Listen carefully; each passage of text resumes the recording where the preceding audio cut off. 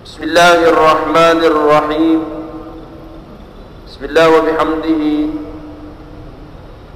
السلام عليكم ورحمة الله وبركاته.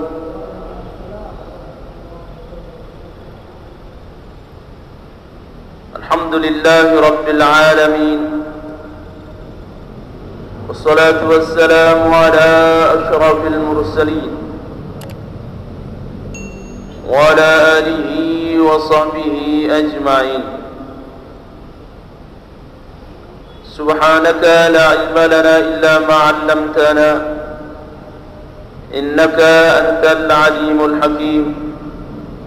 ولا حول ولا قوة إلا بالله العلي العظيم. اللهم أصلح أمة محمد صلى الله عليه وسلم، فرج عن أمة محمد صلى الله عليه وسلم، وارحم أمة محمد صلى الله عليه وسلم، وانشر واحفظ وأيد نهضة الوطن في العالمين بحق محمد صلى الله عليه وسلم. وعمر نهضة الوطن الدينية الإسلامية على مذهب أهل السنة والجماعة إلى يوم الدين بحق محمد صلى الله عليه وسلم. بسندنا المتصل إلى الإمام أبي عيسى محمد بن عيسى بن سورة الترمذي رحمه الله تعالى، وعلى من نفع بعلومه وعلوم جميع مشايخنا في الدارين آمين. باب ما جاء في عبادة رسول الله صلى الله عليه وسلم. قال حدثنا قتيبة بن سعيد وبشر بن معاذ قال أنبأنا أبو عوانة عن زياد بن إلاقة عن المغيرة بن شعبة رضي الله تعالى عنه قال صلى رسول الله صلى الله عليه وسلم حتى انفتحت قدماه، فقيل له أتتكلف هذا؟ قد غفر الله لك ما تقدم من ذنبك وما تأخر.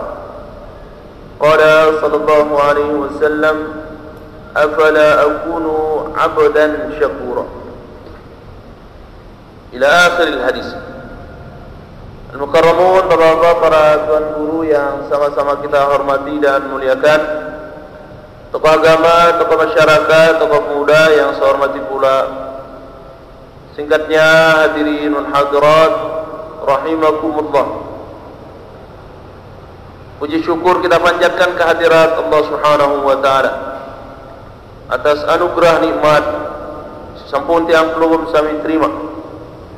Mudah-mudahan sisa-sisa umur tiang pelugum sami bisa kita arahkan sebesar-besarnya dalam rangka mencari ridha Allah Subhanahu wa taala.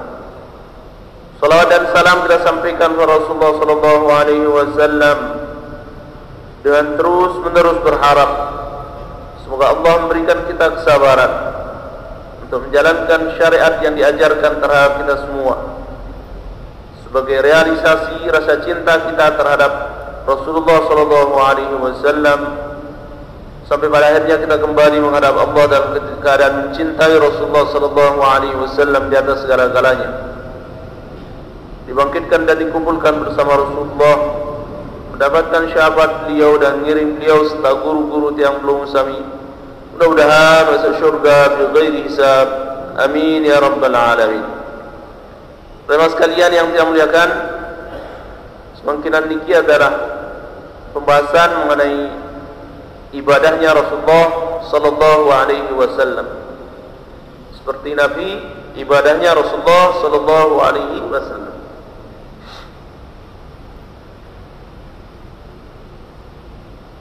Dalam ayat-ayat Al-Quran. Yang pertama surah Al-Isra ayat ke-79. Allah Subhanahu wa taala berfirman, "Wa minal laili fatahajjat bihi nafilatan lak, asa an yab'atsaka rabbuka maqaman mahmuda." Yang kedua dalam surah Al-Muzammil ayat yang pertama, kedua dan seterusnya. Bismillahirrahmanirrahim. Ya ayyuhal muzammil qumil laila illa qalila nisfahu aw inqus minhu qalila. Dan yang ketiga di dalam surah Hud ayat ke-114, Allah Subhanahu wa taala berfirman, wa aqimis salata tarafayn nahar wa zulfan minal lail innal hasanati yudhibna as-sayyi'at dzalika dzikra lidz-dzakirin. Adapun dari hadis-hadis yang akan tiang bacakan pelungguh seperti apa ibadahnya Rasulullah sallallahu alaihi wasallam, di antaranya sabda Rasulullah sallallahu alaihi wasallam yang diriwayatkan oleh Abdullah bin Abbas, qala Rasulullah sallallahu alaihi wasallam, asyrafu ummati hamalatul qur'ani wa ashabul lail. Orang yang paling mulia di antara umatku nanti di yaumil qiyamah, kata Rasulullah, adalah orang yang menghafal Al-Quran dan orang yang senantiasa terus melakukan salat tahajud. Dalam riwayat hadis yang diriwayatkan oleh Sa'd bin Sa'd, qala jaa Jibril an-Nabi sallallahu alaihi wasallam. Suatu ketika Jibril datang kepada Rasulullah sallallahu alaihi wasallam. Qala, lantas berkata, ya Muhammad, aish ma syi'ta fa innaka mayyitun. Hiduplah anda semau anda, tapi ingat anda pada akhirnya akan mati. Dan benar saja Rasulullah sallallahu alaihi wasallam sudah meninggalkan tiang pelung sami 1434 tahun yang silam. Wa'mal ma syi'ta, lakukan apa yang anda kerjakan sekehendak anda, tapi ingat, fa innaka majziyun bihi, semua pekerjaan anda akan dibalas. Wahbib ma syi'ta, dan cintailah apa yang anda ingin cintai, fa innaka mufariqahu, tapi ingat, suatu ketika nanti anda akan tinggalkan yang anda cintai. Wa'lam, kata Jibril, Rasulullah, ketahuilah wahai Muhammad, anna syarafan nasi atau syarafal mu'mini qiyamul laili wa'idhuhu istighna'uhu anin nas. Sesungguhnya orang paling mulia nanti di yaumil qiyamah, orang-orang mukmin yang paling mulia nanti di yaumil qiyamah adalah mereka yang senantiasa terus-menerus melakukan salat tahajud. Dan yang paling mulia juga di antara mereka adalah yang mencukupi apa yang dia miliki, dia tidak minta-minta sama orang lain. Dan di antara fungsi salat tahajud niki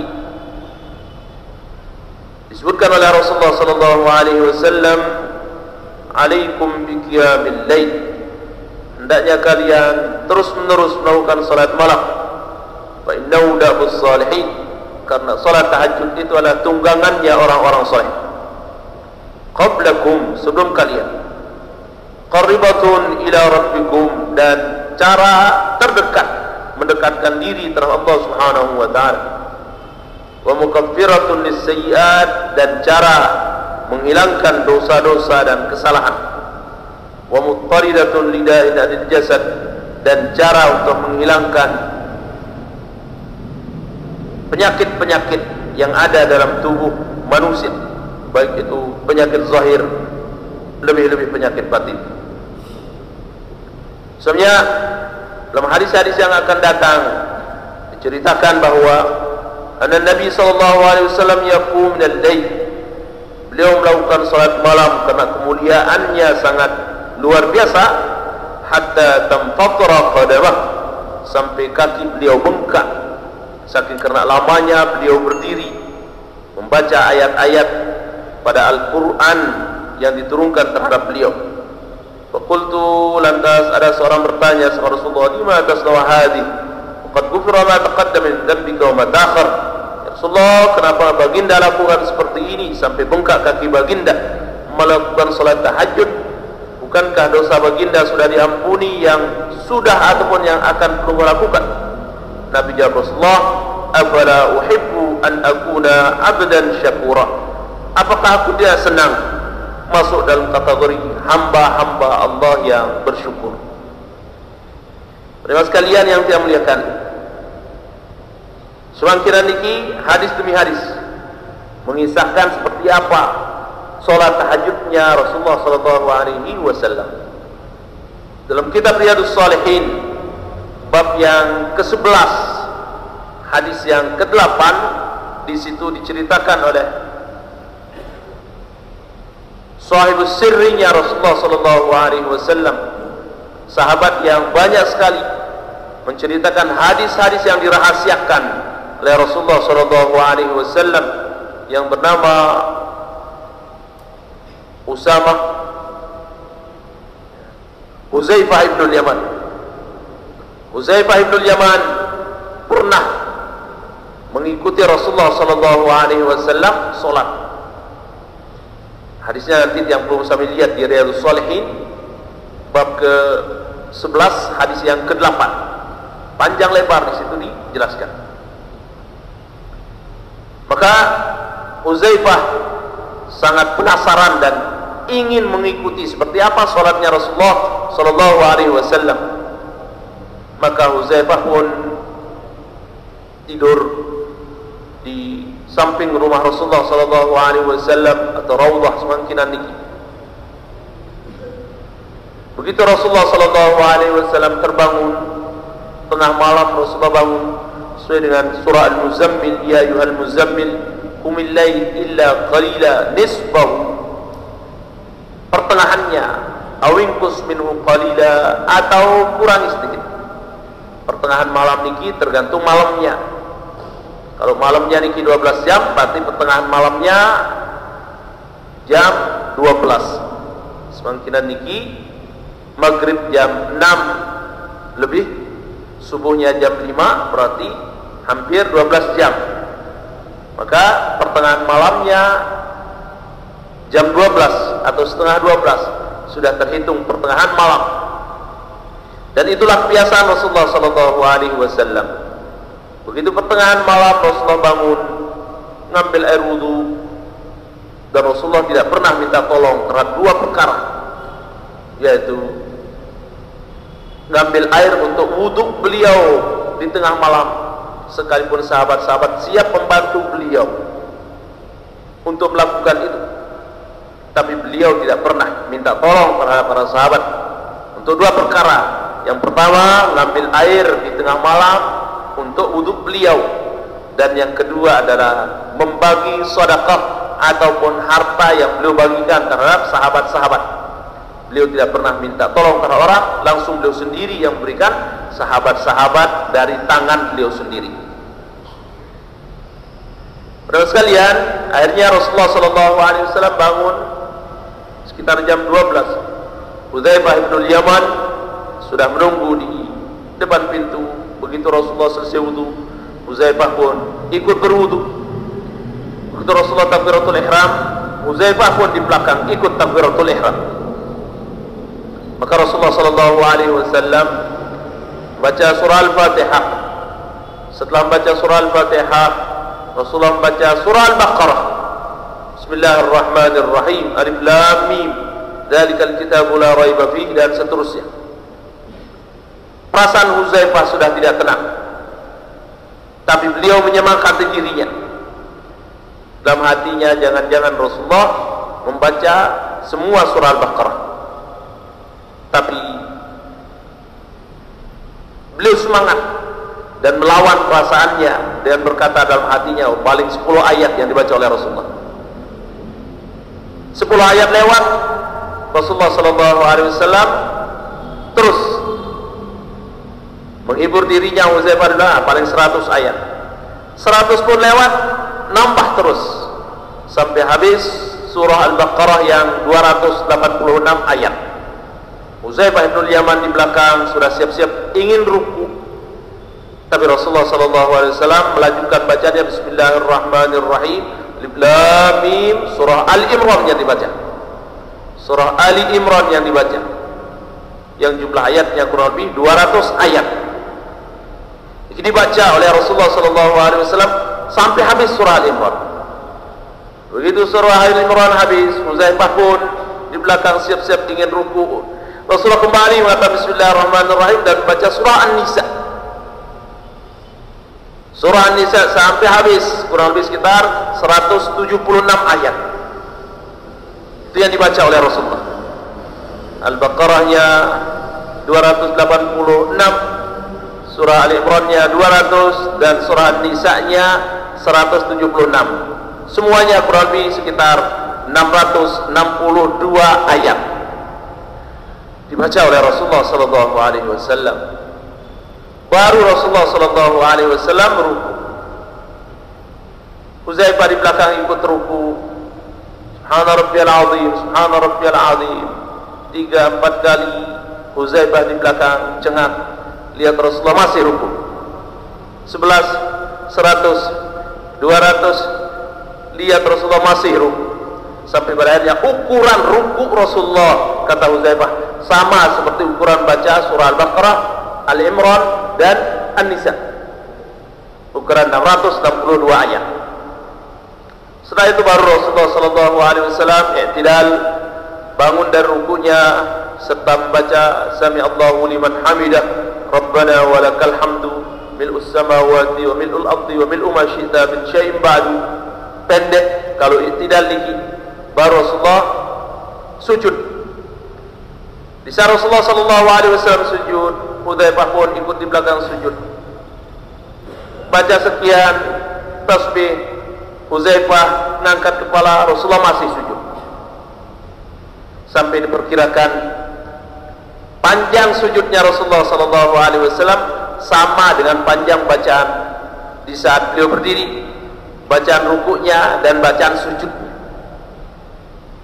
Para sekalian, pelunggu jangan berpikir bacaan Al-Quran seperti pelunggu baca mushaf. Ini di antara salah satu karamah Al-Quran, mukjizat Al-Quran. Beda antara pelunggu membaca Al-Quran lewat mushaf dengan membaca Al-Quran dengan menghafal. Kalau pelunggu membaca Al-Quran dengan cara dilihat pada mushaf, maka insyaallah zuhur mulai pelunggu baca Al-Quran terus menerus tanpa pelunggu tidur. Insyaallah besok pagi subuh baru pelunggu akan khatam, terus dibaca, selesai sholat dibaca, terus selesai sholat, insyaallah. Kalau pelunggu baca Al-Quran lewat mushaf.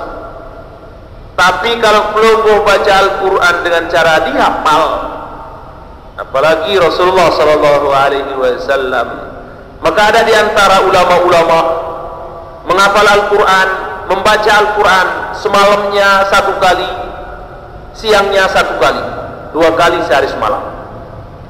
Ada di antara imam-imam baca Al-Qurannya 2 kali khatam semalam, siangnya 2 kali khatam semalam, siangnya. Ini termasuk adalah Imam Syafi'i. Begitu juga Utsman bin Affan.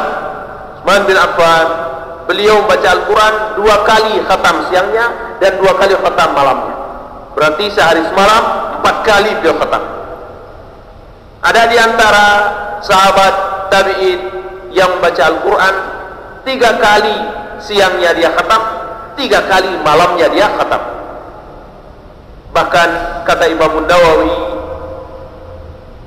ada seorang tabi'in pada zaman Abbasiyah yang bernama Ibnul Katib. Ibnul Katib ini bisa mengkhatam Al-Quran malamnya 4 kali, siangnya 4 kali. Kata Imam Nawawi, tidak pernah menemukan yang melebihi Ibnul Katib, membaca Al-Quran siangnya 4 kali, malamnya 4 kali. Pelunggu jangan heran, itu diantara mukjizat Al-Quran. Silahkan saja pelunggu membaca yang pelunggu hafal Al-Quran.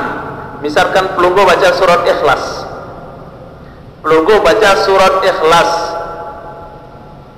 1000 pelunggu baca surat Ikhlas, insyaallah dari zuhur pelunggu baca surat Ikhlas, sebelum maghrib sudah habis yang 1000 ini. Artinya andai kata dibaca sesuai dengan ayat-ayat Al-Quran, seandai kata surat Ikhlas ini dihitung 1 ayat saja, berarti sudah 1000 ayat pelunggu baca kalau dihafal. Bandingkan kalau pelunggu baca dengan mushaf, melihat mushaf. Niki diantara mukjizat Al-Quran. Maka jangan pelunggu membayangkan bacaan Rasulullah yang 662 ayat niki sama seperti pelunggu membaca melihat mushaf. Kalau pelunggu baca surah Al-Baqarah, insyaallah yang 286 niki baru akan selesai, 2 jam baru akan selesai. 1 juz niki kurang lebih sekitar 40 menit, 2 juz 40 menit, 80 menit ya, hampir 3 juz surah Al-Baqarah niki, berarti kurang lebih 2 jam setengah kalau melihat mushaf. Tapi kalau orang hafal tidak sampai 1 jam akan habis surah Al-Baqarah ini. Bagi mereka yang menghafal Al-Quran, ini diantara karamah dan mukjizat Al-Quran bagi orang-orang yang menghafalnya, diberikan kemuliaan oleh Allah Subhanahu wa ta'ala, seperti pelunggu membaca surat Ikhlas. InsyaAllah sanggup pelunggu baca surat Ikhlas 2 jam, InsyaAllah dapat 3000 500 ataupun 600 dapat pelunggu 2 jamnya. Karena biasa di hari Arafah mulai tergelincir matahari, orang wukuf, banyak diantara orang-orang yang dipesan oleh Maulana Syekh di saat di Arafah jangan lupa membaca surat Ikhlas 1000 kali. Dan banyak diantara jamaah-jamaah yang mengamalkan niki. Benar saja, mulai dari selesai sholat zuhur berhenti membaca surat Ikhlas yang 1000 niki, persis begitu kita mau berangkat ke Muzdalifah, sholat maghribnya baru berangkat ke Muzdalifah, 1000 ayat. Para sekalian yang kemuliaan, jadi Rasulullah sallallahu alaihi wasallam baca surah Al-Baqarah, surah Al-Imran dan An-Nisa yang 662 ayat niki jangan perlu membayangkan seperti bacaan yang perlu sami beda memang. Itu sebabnya 2 rakaat, dan rakaat keduanya Huzaifah ibnul Yaman tidak bisa mengikuti Rasulullah, karena konon di saat sujud pertama Huzaifah ibnul Yaman sudah tidak ingat lagi karena beliau ketiduran. Beliau tidur di belakang Rasulullah. Qubailah subhi baru Rasulullah sallallahu alaihi wasallam selesai salat yang 2 rakaat niki, baru melihat ada orang di belakangnya yang tidur, yaitu Huzaifah ibnul Yaman, dan dibangkitkan oleh Rasulullah sallallahu alaihi wasallam. Qubailah subhi. Seperti itu salatnya Rasulullah sallallahu alaihi wasallam. Itu sebabnya jauh sebelumnya sudah digambarkan oleh Allah dalam surat Taurah, kitab Taurah, Injil, Zabur dan seterusnya, mushaf-mushaf, maknanya suhuf-suhuf nabi-nabi yang lain, bahwa nabi yang terakhir itu adalah simahum fi wujuhihim min atharis sujud, kelihatan di mukanya tanda bekas lamanya orang sujud. Jangankan pelunggu akan sujud seperti Rasulullah, ukuran sujud beliau 662 ayat. Silahkan bareh pelunggu buktikan. Pelunggu baca di saat sujud pertama Sayyidul Istighfar 25 kali saja, sujud kedua 25 kali, begitu juga sujud ketiganya 2 rakaat pelunggu salat Sayyidul Istighfar pelunggu baca 25 kali. Rakaat keempatnya, sujud keempatnya pelunggu baca Sayyidul Istighfar 25 kali. InsyaAllah ya 2 jam pelunggu salat baru selesai.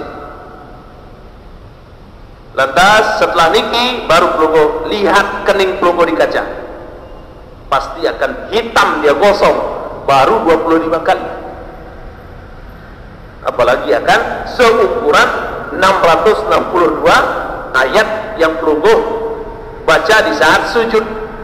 Tapi di saat sujud kurang bagus membaca Al-Quran. Di saat sujud niki kata Rasulullah, aqrabu ma yakunul abdi ila rabbih fi sujudihi faksirud du'a. Paling dekat seorang hamba terhadap Tuhannya adalah di saat dia sujud, maka perbanyak doa. Sujud istighfar atau doa-doa yang lainnya. Doa semakin niki awal tahun Muharram ataupun doa-doa yang lainnya. Doa sapu jagat, Rabbana atina fid dunya hasanah fil akhirati hasanah wa qina adzabannar dan lain sebagainya. Pelunggu baca di saat sujud. Maka insyaallah kalau seperti ini kita yang belum bersama ibadah. Kenapa Rasulullah SAW ibadahnya seperti ini? Karena beliau diperlihatkan akibat-akibat bagi orang-orang yang melakukan kebaikan, surga yang disiapkan oleh Allah bagi orang yang melakukan kebaikan, diperlihatkan oleh Allah. Pada Rasulullah dalam satu riwayat hadis beliau, "Ra'aitul jaysha bi ainayya wa ana an-nadhirul muriyad." Pennaja an-najah kata Rasulullah. Saya diperlihatkan bala tentara Allah Subhanahu wa taala dengan mata telanjang, maka selamatkan diri kalian, selamatkan diri kalian. Sebabnya andai kata yang pelugum sami jangankan akan diperlihatkan surga yang luasnya 100 tahun perjalanan, bagi tiang pelugum sami datang misalkan tuan guru bajang tiba pelungguh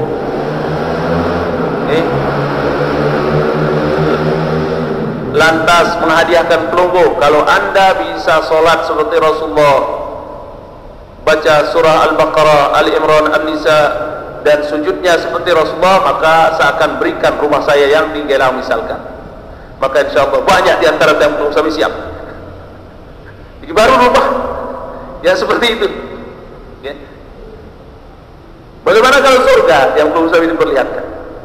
Dan Rasulullah melihat dengan mata telanjang seperti apa kenikmatan-kenikmatan yang Allah siapkan bagi orang-orang yang melakukan amalia-amalia saleh. Innal ladzina amanu wa amilus shalihat ulaika hum khairul bariyah jazaohum 'inda rabbihim jannatu adnin tajri min tahtiha al-anhar khalidina fiha abada radhiyallahu anhum wa radu anhu dzalika liman khashiya rabbah. Bagaimanapun sibuknya Rasulullah, bahkan di saat beliau musafir dalam misi pertempuran, beliau tidak pernah berhenti. Bahkan di saat perang pun beliau melakukan sholat. Apalagi sholat wajib, sholat sunnah pun sempat beliau lakukan di saat bertempur atau di saat beliau dalam keadaan musafir jauh. Beliau sempatkan dirinya untuk melakukan sholat tahajud. Kenapa? Karena mulianya luar biasa. Seperti yang beliau katakan, yang diriwayatkan oleh Abdullah bin Abbas, "Asyrafu ummati," kata Rasulullah, umatku yang paling mulia nanti di yaumil qiyamah adalah hamalatul Quran, mereka yang menghafal Al-Quran, dan washabul lail, mereka yang bangun untuk melakukan salat tahajud. Terima sekalian yang termuliakan, mudah-mudahan den bau ya jelas wah den bau sidang pelugum sami untuk seperti Rasulullah sallallahu alaihi wasallam ibadah. Tapi seandainya kata tidak bisa yang belum saya lakukan semuanya, mala yudraku kulluh la yutraku kulluh, jangan yang belum saya tinggalkan semuanya. Silakan belum bangun salat tahajud, ittaqullah mastata'tum, jam 1, jam 2-nya belum bangun salat tahajud 2 rakaat, ngantok tidak belum ya tidur setelah belum salat tahajud. Yang penting belum salat tahajud, karena itu kesanggupan belum lakukan 2 rakaat. Ngantok ya silahkan belum tidur. Sehat rasanya belum tambah 2 rakaat. Sehat rasanya tambah 2 rakaat. Sehat rasanya tambah 2 rakaat. Ngantok ya silahkan tidur. Yang penting pelunggu jangan tinggalkan sholat tahajudnya. Jam 1, jam 2 pelunggu bangun, silahkan. Bagi pelunggu yang belum bisa bangun sholat tahajud niki, ya silahkan pelunggu mulaikan sekarang dengan syarat-syarat si sampun yang sampaikan terhadap pelunggu. Jangan sampai pelunggu tidur di atas jam 10. Pertama di antara syaratnya, baru pelunggu bisa sembahyang bangun tengah malam niki. jangan sampai pelongo tidur di atas jam 10. Kalau pelongo tidur di atas jam 10, jam 11, jam 12, jangan harap pelongo bisa bangun malam untuk melakukan sholat tahajud. Bahkan bisa jadi subuh pelongo akan ketinggalan kalau di atas jam 11, jam 12 yang belum sami tidur. Maka usahakan pelongo tidur sebelum jam 10, setengah 10, jam 9 sudah pelongo tidur. Dan jangan pelongo tidur dalam keadaan kekenyangan. Begitu juga tidur dalam keadaan berwudu dan berdoa terhadap Allah Subhanahu wa taala, sehingga insyaallah pelongo bisa melakukan sholat tahajud. Dan kalau pelongo mau menciptakan sesuatu niki menjadi kebiasaan, maka lakukan 40 kali, 40 hari pelongo paksa diri pelongo untuk melakukan itu. Kalau pelongo sanggup 40 hari terus tanpa ada celah selama 40 hari, maka insyaallah setelah 40 harinya akan ringan rasanya, bahkan akan menjadi kebiasaan. Segala sesuatu, kalau tiap pelongo sami ingin menciptakan itu untuk menjadi kebiasaan, maka lakukan paling kurang 40 hari. Kalau sudah 40 hari bisa tiap pelongo sami lakukan, maka berikutnya itu akan menjadi kebiasaan, gampang rasanya tiap pelongo sami lakukan. Maka pelongo lakukan mulai dari nanti malam insyaallah. Bagi pelongo yang terus, silahkan teruskan, terus, jangan pernah berhenti untuk melakukan itu. Karena paling tiap pelongo sami sholat tahajud dan sampai sejam. Ukuran akhirat, ukuran akhirat. Apalagi umur pelongo sudah di atas 60-70 tahun, paksa diri pelongo. Karena kebaikan ini tidak mungkin tiap pelongo sami lakukan kalau tidak memaksa dirinya. Harus pelongo paksa diri pelongo untuk bangun sholat tahajud.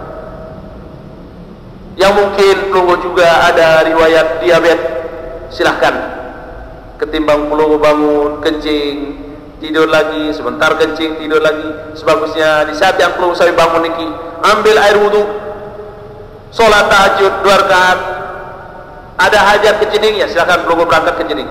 Yang insya Allah fungsi di antara sholat tahajud niki, sebagaimana disebutkan oleh Rasulullah tadi, yaitu muttaridatun lida'in anil jasad. Insya Allah akan menghilangkan penyakit-penyakit yang ada dalam jasad yang pelongo sami, baik penyakit hati ataupun penyakit zahir. Insya Allah mudah-mudahan kencing manis pelongo insya Allah mudah-mudahan kan hilang. Dan ini jaminannya Rasulullah. Menurut Rasulullah, "Iyyakum alaikum biqiyamil lail, fa innahu da'us shalihin." Di antara fungsi salat tahajud itu ada tunggangannya orang-orang soleh. Ya. Jangan menganggap diri orang soleh dulu sebelum tiap pelongo sami sanggup melakukan salat tahajud. Begitu pelongo bisa lakukan salat tahajud, insyaallah mudah-mudahan tiap pelongo sami termasuk orang-orang yang soleh. Amin ya rabbal alamin. Yang kedua, muqarrabatun ila rabbikum, cara terdekat mendekatkan diri kepada Allah. Yang ketiga, mukaffiratun lisayyi'at, fungsinya untuk menghilangkan dosa-dosa sesampun yang belum saya kerjakan. Yang keempat, fungsi salat tahajud ini adalah muttaridatun anil lida'in anil jasad. Mana Rasulullah? Muttaridatun lida'in anil jasad, untuk menghilangkan penyakit-penyakit siara di dalam awak yang belum saya dengan salat tahajud. Jaminannya Rasulullah insyaallah. Mudah-mudahan yang belum sami diberikan bab kesehatan, kekuatan iman, hidayah oleh Allah Subhanahu wa taala, sehingga insyaallah kebaikan, terutama kebaikan salat tahajud niki bisa yang belum sami lakukan. Amin ya rabbal alamin.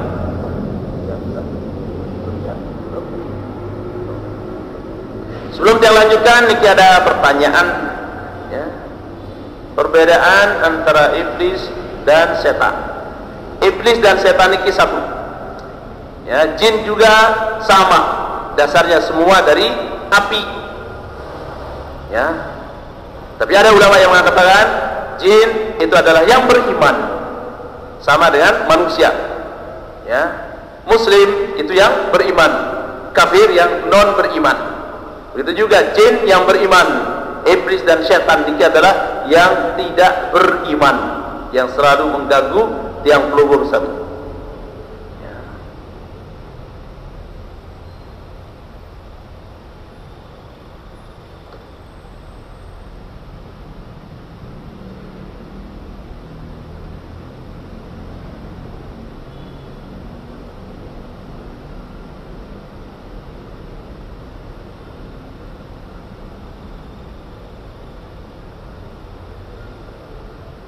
Qailulah, ya. Maksud qailulah ini adalah istirahat untuk membantu tiang pelunggu sami supaya bangun sehat, bangunnya di tengah malam. Maka pelunggu disunahkan sunnah qailulah sebelum zuhur. Sebelum zuhur mungkin sekitar jam 11:30, ya. Sunnah pelunggu tidur. Tujuannya untuk Nabi supaya nanti malamnya pelunggu sehat, bangun tahajudnya insyaallah sehat. Begitu juga sunnah pelunggu qailulah sebelum subuh. Setelah pelunggu bangun tahajud sekitar jam 4, pelunggu tidur, sehingga insyaallah siangnya pelunggu sehat untuk melakukan kegiatan-kegiatan atau ibadah-ibadah di siang harinya. Ini di antara fungsi qailulah. Qailulah itu adalah tidur sebelum zuhur atau tidur sebelum subuh. Adapun pertanyaan yang kedua yang belum ditemukan lagi, insyaallah mudahan yang ingat nanti yang lihat dulu di tafsir Sawi, ya, halaman 22 jilid keempat, insyaallah mudahan insyaallah yang ingat. Para sekalian yang dimuliakan, jadi pertama yang akan bacakan pelunggu, ya, hadis yang diriwayatkan oleh Mughirah bin Syu'bah radhiyallahu anhu sallallahu alaihi wasallam, shalla Rasulullah sallallahu alaihi wasallam hatta fatahat qadamah. Rasulullah sembahyang salat ini sampai bengkak kaki beliau saking kena lamanya berdiri. Surah Al-Baqarah, surah Al-Imran, surah Nisa yang dibaca. Faqila lahu, begitu selesai Rasulullah sembahyang salat, pagi-paginya ada orang yang datang dan bertanya sama Rasulullah. Dari riwayat yang lain nanti Siti Aisyah yang mengatakan ini, atatakallafu hada wa qad ghafara Allahu laka ma taqaddama min dhanbika wa ma ta'akhkhar. Ya Rasulullah, kenapa baginda memaksakan diri? Bukankah Allah sudah mengampuni dosa baginda yang sudah pun yang akan datang? Nabi jawab Rasulullah, qala afala akuna abadan syakura. Riwayat yang lain, afala uhibbu an akuna abadan syakura. Apakah aku tidak gembira dan bahagia dimasukkan dalam kategori orang-orang yang bersyukur, kata Rasul. Para sekalian yang dimuliakan, insyaallah mudah-mudahan pertemuan-pertemuan yang akan datang bisa yang perlu kami bertemu lagi dan saling ingat mengingatkan pentingnya ibadah-ibadah yang perlu saya lakukan ini, sehingga insyaallah mudah-mudahan ringan Allah Subhanahu wa taala memberikan kesabaran dan keringanan dalam melakukan ibadah terutama salat tahajud ini. Terima kasih yang pura kalau ada salah dan keliru. Terima kasih atas perhatiannya. Allahumma biwal hadi ila sabilir rasyad. Assalamualaikum warahmatullahi wabarakatuh.